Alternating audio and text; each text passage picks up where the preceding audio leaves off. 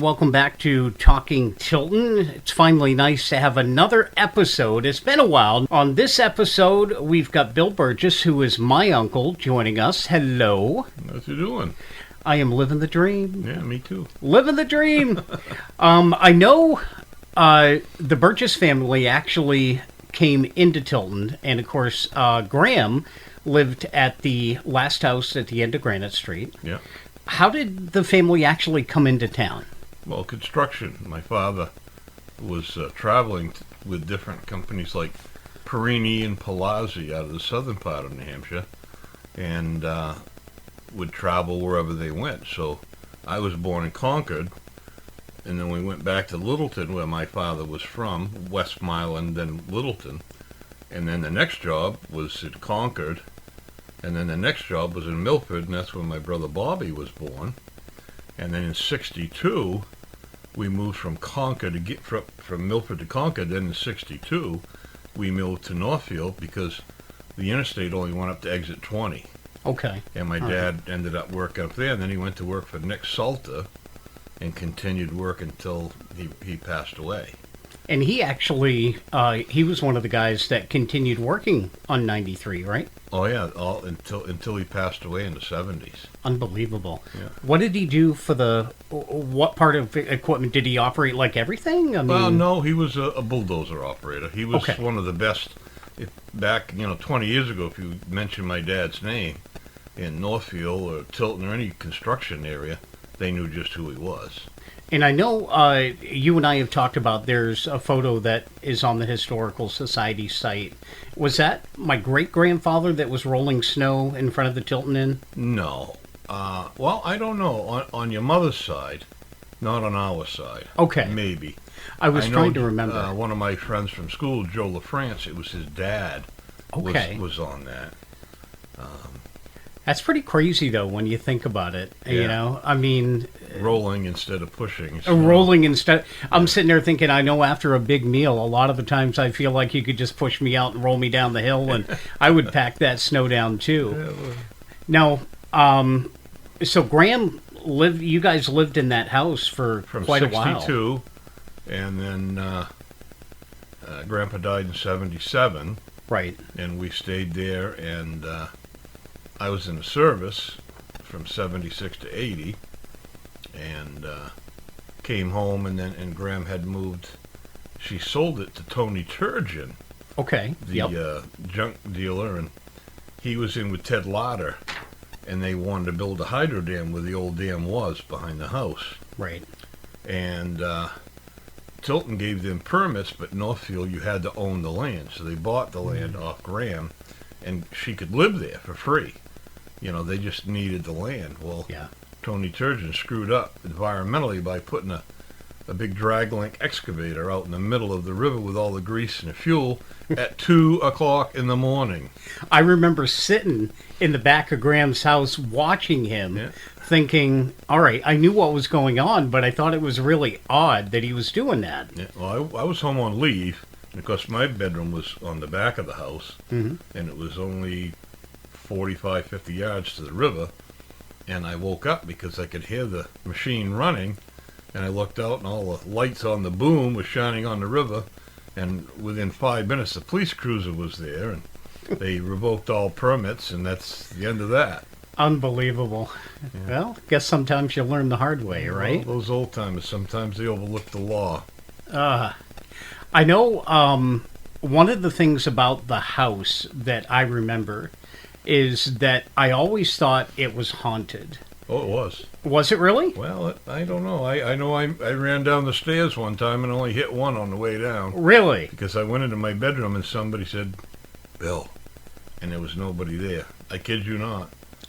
I think that probably goes along with a lot of the houses in the Tilton Northfield area. I mean, it could have been anything. I was like maybe 10 years old and I just saw something on TV that was kind of spooky. Right. But I mean, I never saw a lot of paranormal.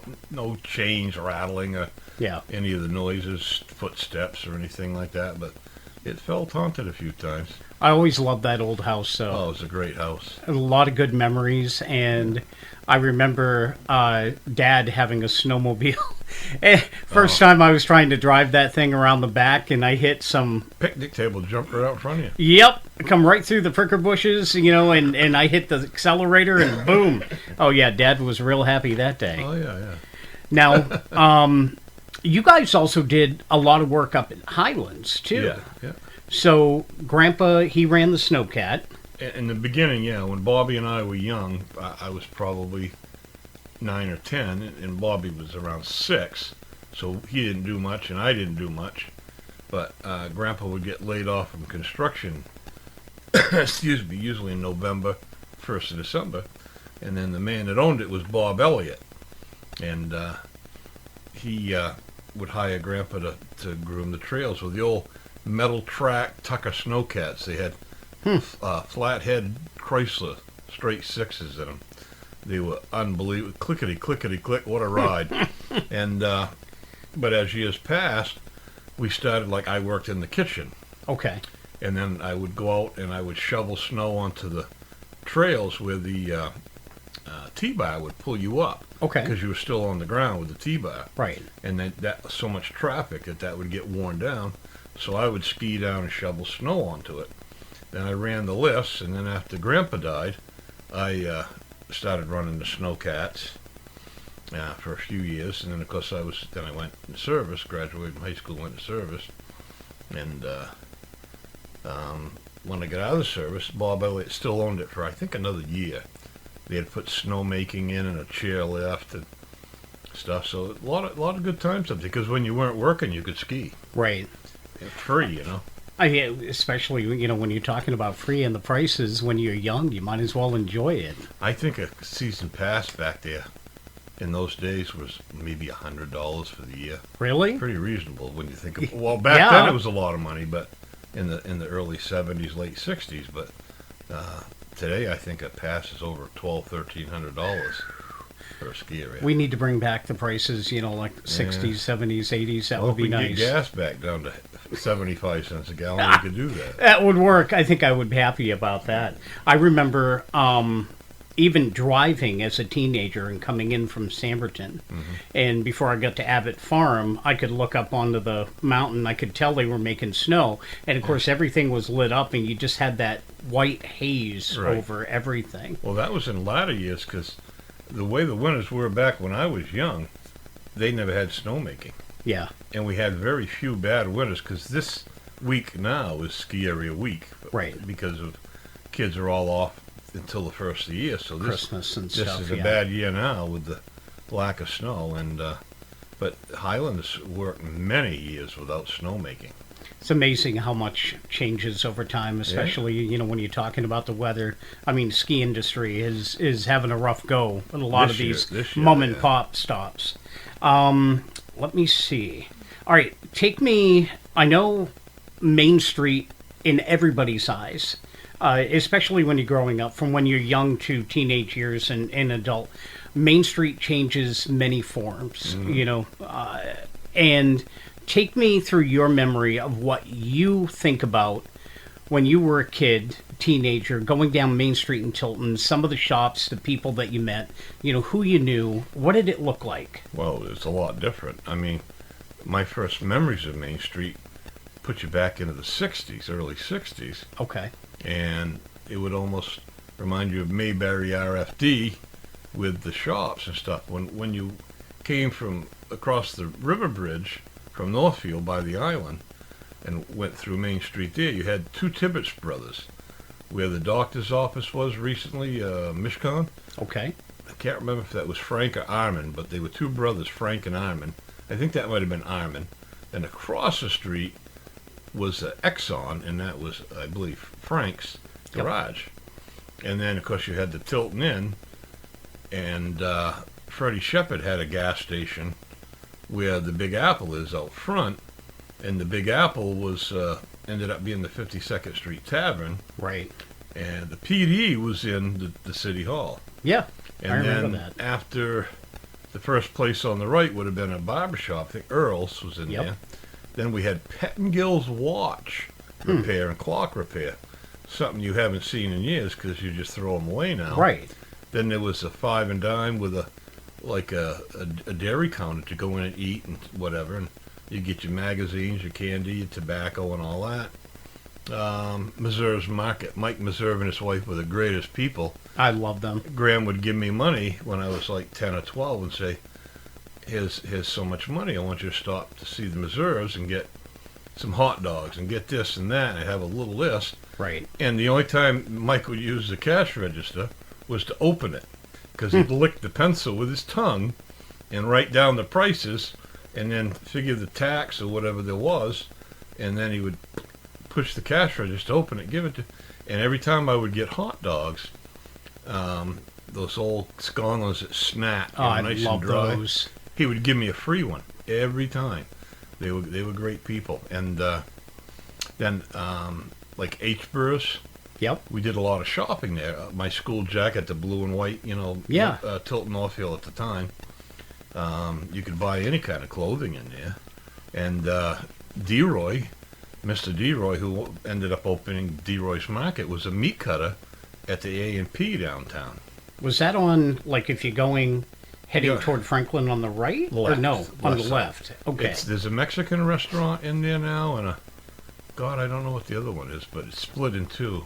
Okay. But that was, I'm going to say that was open until the late 70s. Hmm. And then there was Boya and Carroll grocery store in the corner before the White Church by the Okay. movie theater. We had a regular That's- movie theater downtown. I remember a lot of people talking about that. I've never seen it, but I want to explore the building. Yeah. I know that there's no theater part to it anymore. No. But I guess evidently I did an interview with a gentleman whose family ran it, Right. and the hallway evidently is supposed to still be there, even though the main auditorium is Right. no longer.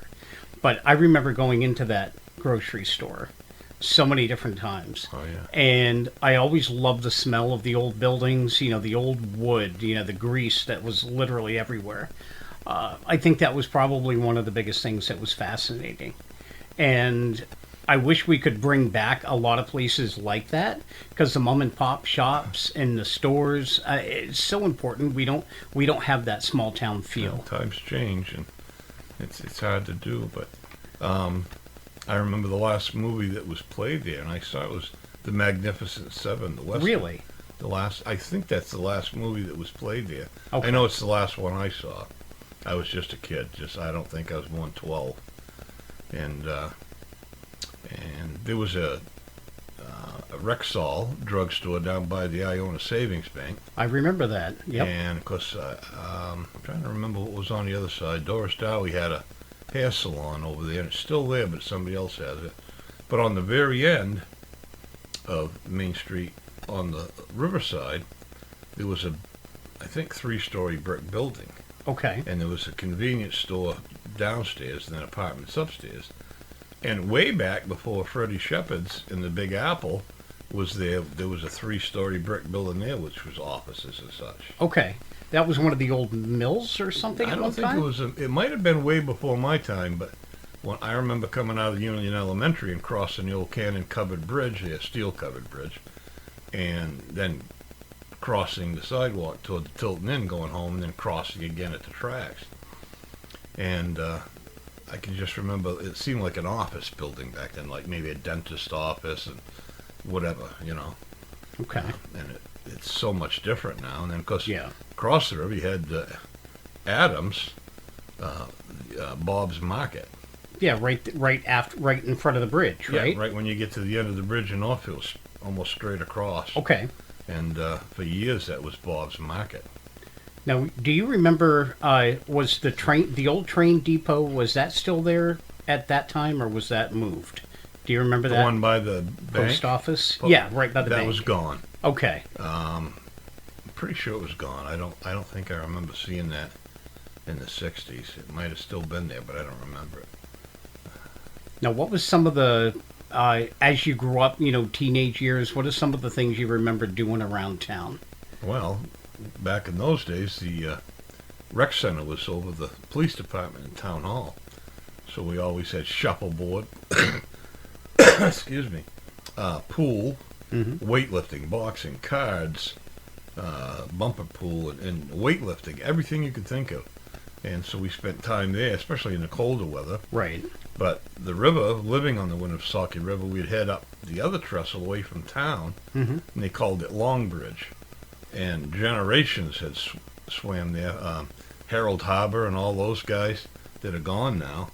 And we started in, and your father swam there, and your step-uncle Bob that we adopted, he swam up there, and all Mike Clifford and all those guys, and I remember doing that. just swam and swam all summer long, and come out all wrinkled up and tired. And, I know the paths were like right off of the railroad tracks, Oh, yeah. and you could just go like right along the river, and they were there. And I remember as a kid, kind of going down the banking, and there was glass sticking out, and stupid me, I was barefoot at the time, just sliced bottom of my foot, you know. we kept that cleaned up pretty good, so it's rare Yeah. that one of the older guys, probably not paying attention, broke a beer bottle, But that was some good times. Oh, You it know, was the great. river was fun. The It's so much dogs, fun. we'd all go swimming. I mean, it was a blast. Graham got mad at Bobby and I because your father was 9 years older than me, and he took us and taught us fishing more than Dad, because Grandpa worked a lot of hours, and he was older, much older. He was an older man when he had us, and so anyways, we went down to Bryant Lawrence, and they sold guns and all kinds of stuff along with everything else, and we got a couple of these little red fiberglass bows with arrows, and your father said, come on. So we went up, we started shooting frogs for their frog legs. Well, after about maybe a month of that, Right. your grandmother gave us hell, and she said, hey, that's enough frogs, there aren't going to be any left, because we would go right from the trestle all the way to 93 up by McDonald's, Right. and work our way up the bank one way and come back, and we'd have a bag full of frog legs. All right. So tell me about Dad, because, you know, obviously I didn't know him in the younger years because I wasn't born until 71. So I know he had a body shop with Mike Blake, right? Bob Blake. Bob Blake. I don't know why I was thinking Mike, but Bob Blake, and it was across from the Well, old police station, The right? first one was over in West Franklin, the old Piper Motors Oh, in West Franklin. When you went across the bridge and you headed left, it was out there just a little ways. I can't remember, across from Prescott Oil's house Okay. and stuff like that. And I don't know what, I think they outgrew that body shop. And then they got across from the Tilton PD when it was on the river, just after you left Tilton heading toward Laconia. right. And the building is torn down now. But that's where they moved for more room, because I think they had like 6 stalls over there they could work and paint and stuff. Oh, wow. Yeah. And Dad was also a police officer for Yeah. Tilton and And Northfield. Bob Blake was the chief. That's how they ended up knowing each other. So what was he like back in the day when he was a police officer doing all that stuff? Well, just same as he always was. Loved to hunt and fish, and that's about it. You know, And that was big because back in those days you could actually still have a gun in the back window of your truck Oh, and yeah. go to school, and nobody would think any different about it. no. Because you could do that. You could take a gun We to could school. take guns to school. We'd take a 12-gauge shotgun to school, pull it apart, put it in the locker, put the ammunition in the office. We had to have permission from the principal and the parents, and then after school we'd take them outside, put them back together, pedal our bicycles at 14 and 15, and go up like March Road and hunt pheasant. Today, if you even got near a school with a gun, everybody would freak out. Oh yeah, totally different world than what it was back then. We talked about, Highlands. We talked about Grandpa. What are some of your personal feelings about Tilton? What are some of the things that you It was a remember? Great place to grow up. I mean, the school was smaller back then Right. compared to what it is now, and everybody knew everybody. We did things together. The kids. We had the rec center. We had the Boy Scouts. Today it's so much different. Kids don't do it, but we had a lot to do there. You know, it was a good place to grow up. that were less families, like the Harbor family. Mm-hmm. You know, there were 500 of them, for crying out loud. You know? So you knew everybody. And back then, they could put their foot right in your ass, too, you know. And then you go home, and your father would say, "What happened?" "Well, I did this," and he'd put his foot in your ass, too. And he'd call up, you know, Mr. Harbor or Mr. Clifford and say, "Okay, thanks for letting me know." Why is it that Harold and his wife always scared the bejesus out of half of the people that rolled the buses? Well, you know what? I drove bus for them a couple of years when I first started my business, and I knew them as growing up. Right. And Harold was a truant officer, and he always had a crew cut, so we called him Blockhead. But I made a mistake. He said Blockhead where he heard me, and he drugged me right down to the office, almost upside down. And back in those days, you got a reprimand, and it was pretty serious, you know.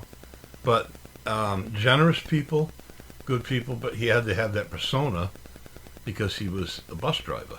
Right. And the kids would get, you know, out of line if you weren't tough enough. Sure. But Beverly, she was a doll. I mean, I had a basketball team, men's league, and she sponsored it. When I worked for them, they were great to work for. Yeah, they were real good people. Just, I think when you're a kid, you see somebody like Harold, you know, 4 foot wide and 6 foot tall. You know, when he came after you, he was pretty scary. Very intimidating. Yeah, very intimidating. And I know even when Drina was driving the bus, Yeah. I always loved it when she drove because she let us listen to the radio. Yeah. Other than that, I don't think the radios were ever turned on in those buses. Well, she was the youngest, and she was more your age and stuff. Yeah, Doreen and I took buses down to the Boston Museum of Science and all that different places, and had a lot of fun. Now, what some of the restaurants in Tilton at the time when you were growing up, you remember many of them? In Tilton? Oh, boy, I don't... across from the Tilton PD on the bottom of School Street, there was a diner there. And then, I'm not sure if it was Bob Jordan Sr. and George Rapley. They had a bar restaurant downtown. Mm-hmm. I'm thinking it was just after the White Church. Okay. More toward Iona Savings Bank, but that was when I was quite young. And I think that was it for restaurants downtown. It was good, a pretty good place, though. You know, back when every business, every storefront was full, you didn't have anybody that was empty. You could literally talk to people on the main street and not worry about somebody biting your head off. Yeah, it was a whole different time because the population back then. Yeah. What killed downtowns is no parking. Yeah. And then somebody like back in the day, Zayres or Ames, before Walmart and Kmart came in, and they buy by bulk, so they sell it for less. Mm-hmm. Well, what are you going to do? You know? Right. Now, remember, you used to do some work at 52nd Street Tavern, right? Yeah, I used to throw people down the stairs when they get out of line. I'm glad I didn't work there then, but that was actually the place where I had my first job as a dishwasher. And I loved the building. Ron Meisner, I think, owned it. I think, I don't remember the last name, but Ron, yeah. And I'm trying to remember the cooks. I'm picturing Murray. Is the Murray boys? Or was Murray his first name? Might have been Murray Noyes. All right, maybe that's it. Okay. I'm not sure. I never went in the kitchen. Okay. I always worked upstairs, you know. I know, I remember when I worked for the Big Apple that, you know, they have a hatch where you can go upstairs, and part of the bar was still there, like the tap system, you know, the stage, the booths, everything was still there except for the floor. But it's a lot smaller than what I remember. Of course, as a kid... Oh, sure, everything's smaller. Yeah. And then when you grow up. When you're a dishwasher, you know, you're up there, and of course they get everything, the restaurant's in full swing, and then you look at it now and it's like, wow, it definitely seemed a lot bigger back in the day. Well, I liked the job because he paid me $50 for the night, and there was a band, and they had some really fantastic bands in there.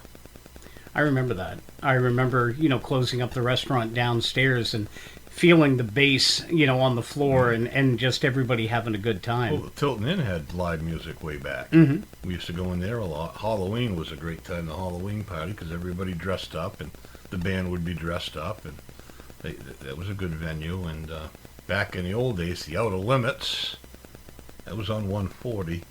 And you played in bands though too, didn't Oh yeah, you? ever since I was 13. Rock Moon from Moon's TV was the drummer.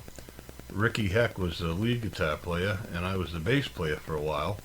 And then Jimmy Spooner, you know Dan from Vietnam, from with your dad. Sure. Jimmy Spooner sang with us for a while, and that made us really good because he could sing good. Yeah, I was in bands all my life. I was in a 5-piece band in Pennsylvania around State College, Silver Eagle Band. Mm-hmm. That was a lot of fun because we did anything from polkas and oldies and doo-wop all the way up to modern country and classic rock. And Some good times oh, though. it was great. Depending on the crowd. You mentioned Rock Moon. I still remember going up to Moon's TV when my parents bought their first VCR. For around $450. Yeah, I mean, the prices were outrageous, but I mean, it was all the rage back then.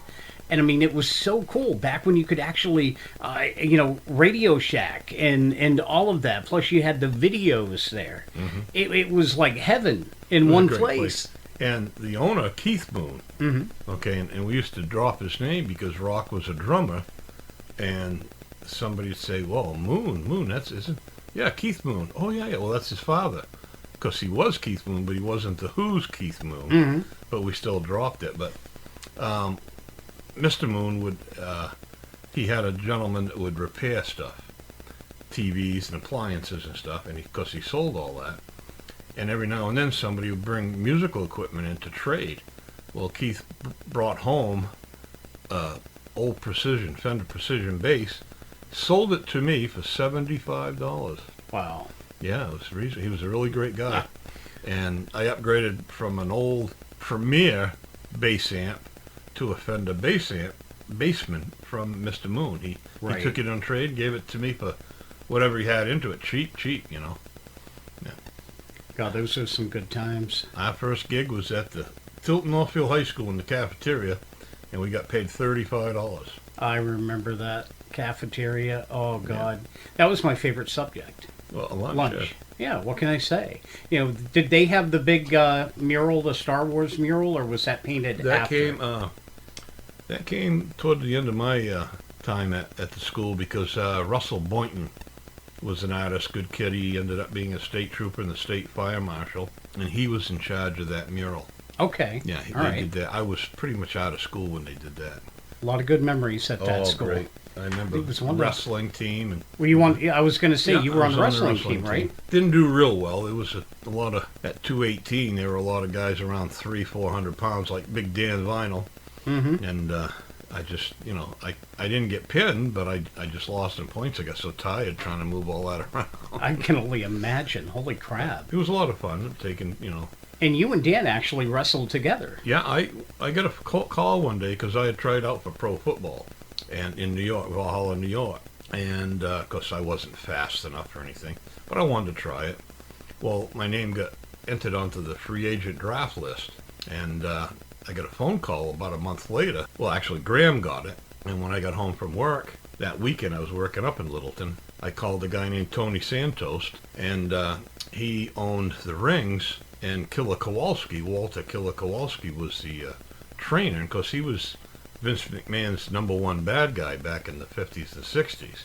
So that's how I got started. And then one day I pulled into Freddie Shepherd's gas station, and Big Dan came out, and I looked in my mirror and I said, my God, that's a huge person. And back then, my gas fill was under the license plate. So he said, what do you need? I said, fill it. He leaned on the car and went down, almost bottomed out. And I said, oh my God, that's a big man.